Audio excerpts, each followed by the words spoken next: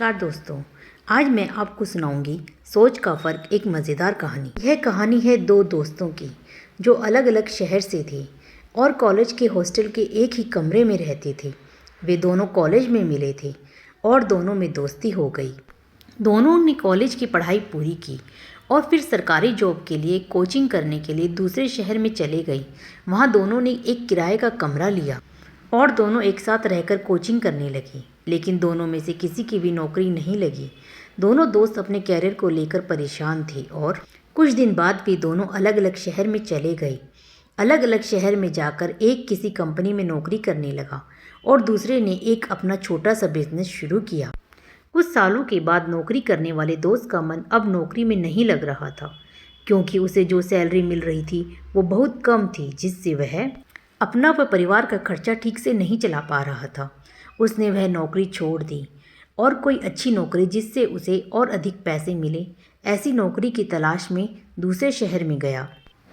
एक दिन सुबह का समय था।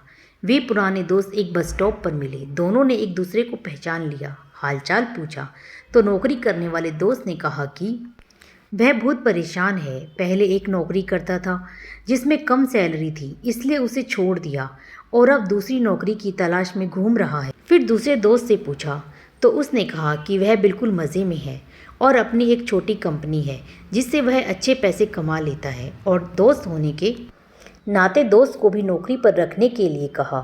दूसरा दोस्त अगले दिन से ही काम पर आने लगा।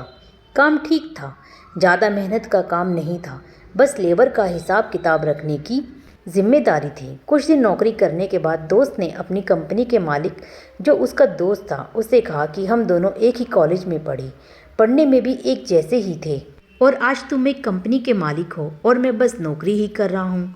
ऐसा क्या किया जो तुमने इतना बड़ा बिजनेस कर लिया और मैं बस एक नौकर की तरह इधर उधर धक्के खा रहा हूँ।